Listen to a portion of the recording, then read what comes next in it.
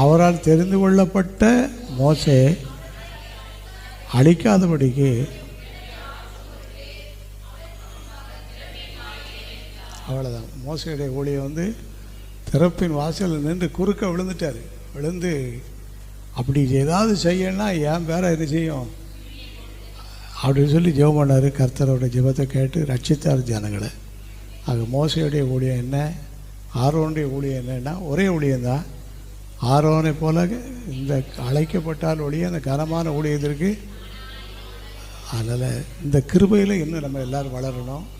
மோசை செய்த காரியம் என்னன்னு சொன்னால், திறப்பின் வாசலிலே எல்லோரும் எளிமை நின்று ஜெபம் பண்ணி முடிப்போமா? எல்லோரும் எளிமை நின்று ஆண்டவருக்கு நன்றி சொல்லுவோம்.